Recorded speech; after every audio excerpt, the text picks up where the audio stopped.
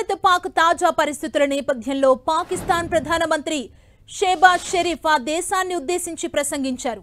భారత్తో తాము యుద్ధాన్ని కోరుకోవట్లేదని, చర్చలు జరపాలని కోరుకుంటున్నామని చెప్పారు.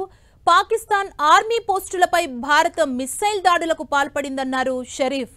అమెరికా అధ్యక్షుడు Trump Pak army chief Asim మునీర్తో పాటు తన సోదరుడు నవాజ్ షరీఫ్కి కృతజ్ఞతలు తెలిపారు.